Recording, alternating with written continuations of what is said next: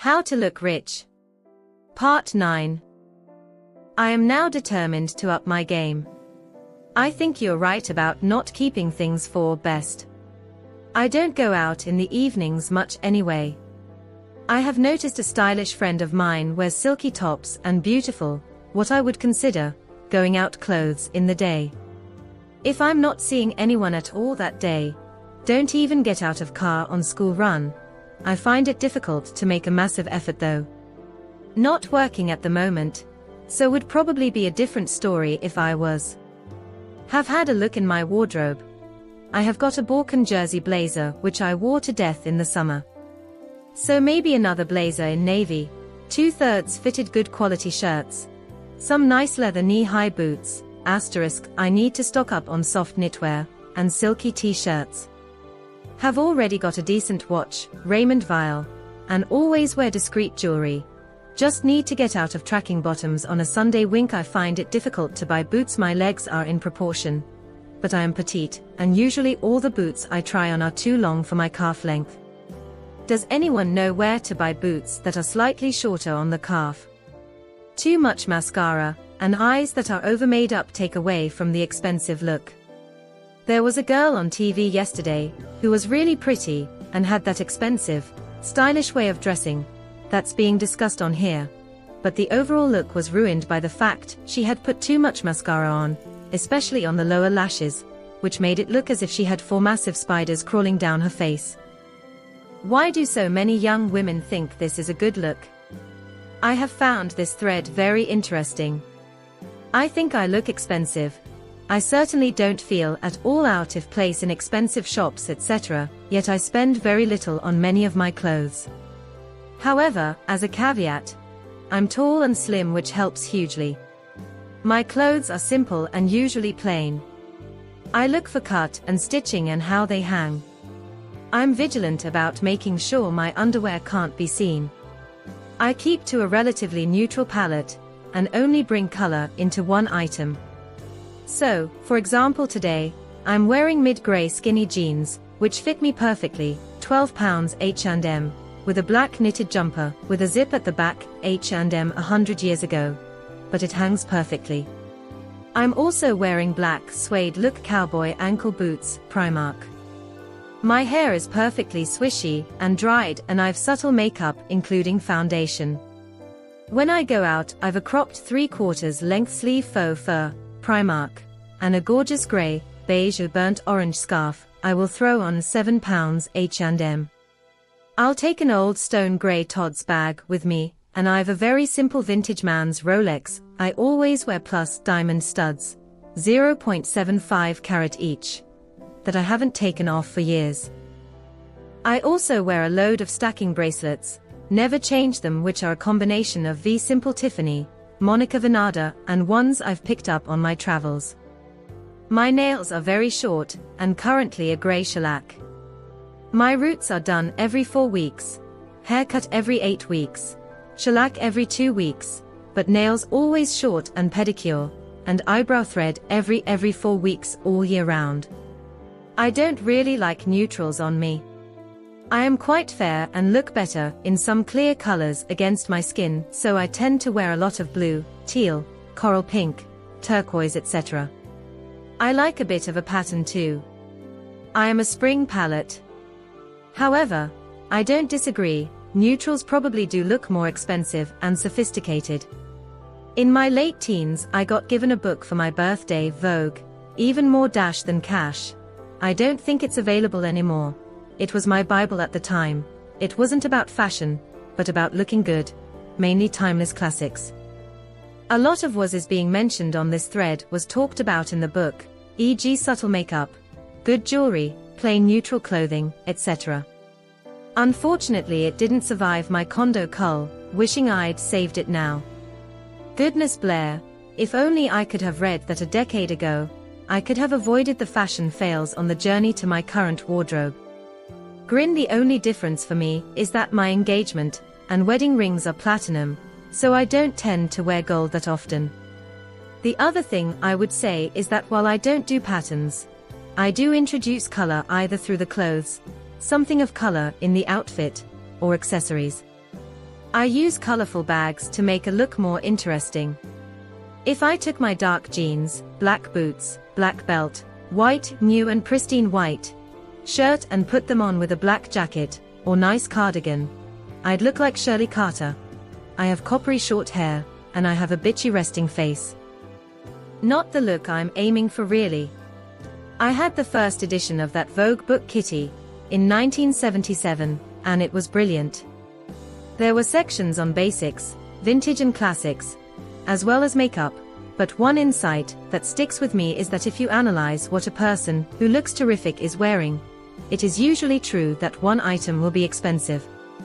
What about adding a splash of color with a scarf, handbag, or a statement necklace to add some interest?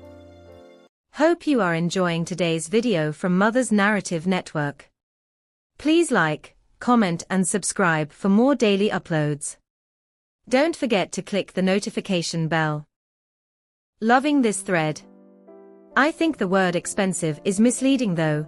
Seems that what everyone is talking about is looking well put together, which means different things in different cultural contexts.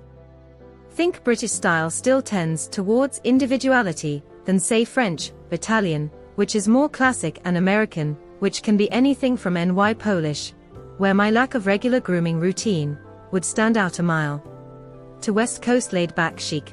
Anyone remember pics of VB arriving in LA in pink Roland Marit dress and matching beer kin? Expensive but wrong for location. Kitty, shame you threw the book away. I remember Vogue revived that feature during the economic crisis. Personally, I am a classic dresser and invest in bags, shoes, accessories like scarves. Have a couple of nice watches, but minimal jewelry. I'm a huge Max fan. Best ever buy was a Stella McCartney navy blazer. Zara tailoring is good. Used to get all my work trouser suits there, although quality poor apart from the jackets. I go cheaper on basics like Gap white shirts and Topshop skinny jeans. Don't think there are any hard and fast rules like never wear pattern. I love pattern summer dresses in particular, but has to be good fabric. 70 is the limit. You did not just say that. Shock shock. Giovanna Battaglia never fails, ever. She makes you wonder, is she classic, rock, chic, new grunge? And then you realize she is all that, but then maybe not. She makes you guess, and you just give up and admire how she dresses herself. It's completely different to my taste, but I admire her. A true sign of someone who is doing it right is admiring them even though it's not your way. Kitty, years ago I picked up a Vogue book from a used bookstore. Similar, maybe it's the same. Think there was a picture of Andie MacDowell in a suit. I remember looking at it all the time. Beautiful photography. Lost it when I moved, was gutted. A big percent of the outfits linked on here can't be translated easily into RL for many people, for various reasons. Plus these are mostly taken during fashion week. People tend to be over the top at that time. Then they take it down a notch. I've found this thread fascinating. What I tend to notice about someone looking expensive is jewelry, shoes and bags. That and well-fitting clothes. To me that doesn't necessarily mean tailored stuff like blazers, but can also be boho or hippie stuff in luxe fabrics for the expensive look. But it will be relaxed rather than shapeless. I swim. It's about wearing the clothes and being true to your style rather than the clothes wearing you. I'm not sure that I agree with only a neutral palette looking expensive. Think of Kate Middleton, or the Queen, who both wear a lot of bright colors, but never looks cheap. The Queen especially owns her look and never looks out of place. And she's not tall and stick thin. I guess they both have clothes ready-made and tailored to fit them perfectly. The H&B article is interesting, but I disagree with the jewelry. Gold looks cheap on me, as does big costume jewelry. Kitty, you can get that Vogue book second-hand on Amazon for 1 penny. Both editions, actually. I have ordered it. Grin saw a girl in town today who looked expensive and stared at her so much she noticed blush. She was tall, slim with blonde brown shoulder length, very silky hair, neutral makeup, wearing black skinny jeans, black tee, grey chunky but flat cardigan, and a very expensive looking leather jacket, grey suede boots and a nice bag. So simple. I also worked with a girl who defined this look for me. She was tall and slim, but not at all skinny. She ran marathons and skied a lot, with black hair to her shoulders. Again, it was always very well cut and blow-dried.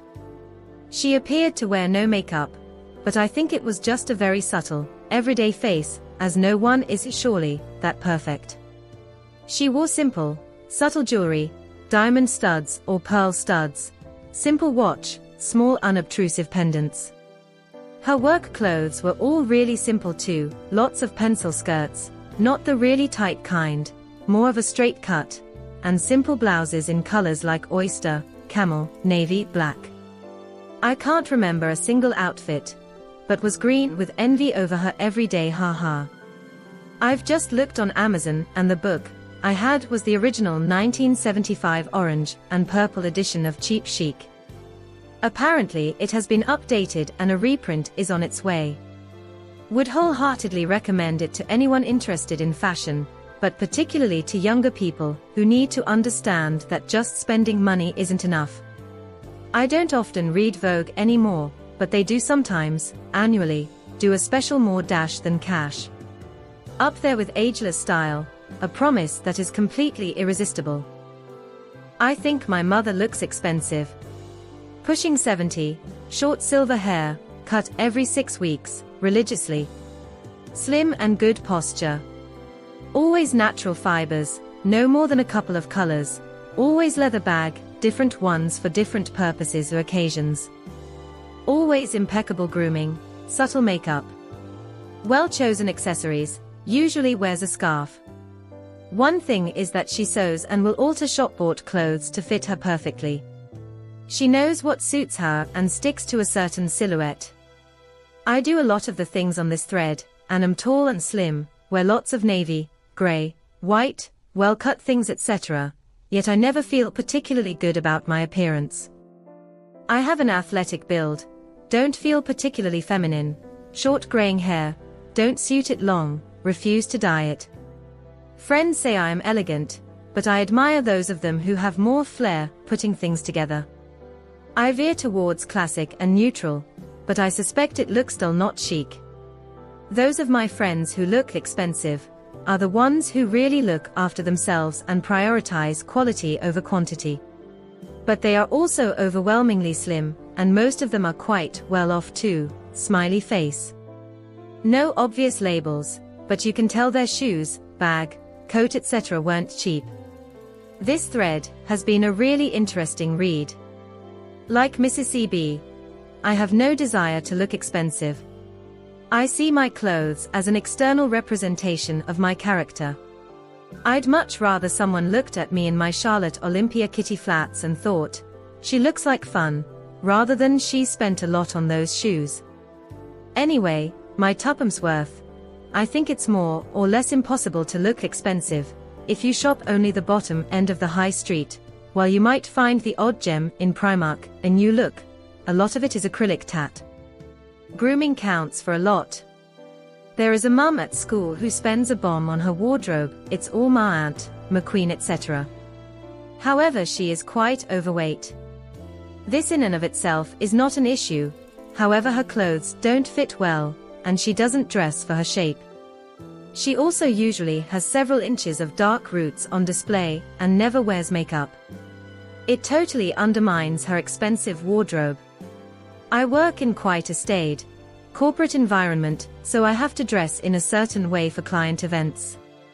I find DVF wrap dresses, well-tailored shirts, usually Uniqlo, of all places, for cotton, equipment for silk, good pencil skirts, VW Red Label, Jaeger, McQueen, and simple, not too high, heels Jimmy Choo and Chanel are the best I've found, work well for this. However, none of that is exactly cheap, except the Uniqlo shirts. I think if I was doing it on a smaller budget I'd look at M&S, as they do have some gems. I've also seen many a nice outfit let down by a cheap, synthetic bag, so that is where I would prioritize funds. Quick recap for my own benefit, best I can afford leather bag. No shoes I can't walk in. Best I can afford basic pieces preferably in neutral colors. Groomed hair with minimal well-applied makeup. No fake tan. No fake nails. A nice piece of jewelry, but no brashness. No patterns. Anything I've missed? I do love everyone's opinion on this thread and people's different take on it. With reference to posters saying how being tall is an advantage, it frequently isn't. If you find the right clothing, it may hang better, but the problem is finding desirable pieces in the first place. There are limited options for tall women, and we have to work extra hard to find the right fit and cut. Sleeves are too short, waists on trousers are too low, dress waists and hips sit too high, and belts don't sit in the right place. We are at the mercy of the limited options of the likes of ASOS, LTS, and the very limited long sections in M&S, Next, Topshop. The desire to find a look is often outweighed by finding something that fits that won't stop me trying though. Agree about being taller. I don't like to show any flesh. If I reach up, that often happens as the top rides up. My solution is to wear vest top under most things, but that can look awful and spoil the look of a top. I think good skin helps. I get a couple if rotten spots just before my period, and I think greasy skin or spots really ruins attempts to look polished. I'm currently really struggling to find a simple watch without a big name plastered all over it. This is for I'm about to turn 40, I'm an average height, approx 2 stone overweight. But I make sure I keep myself groomed. Nails, eyebrows, hair always clean and tidy.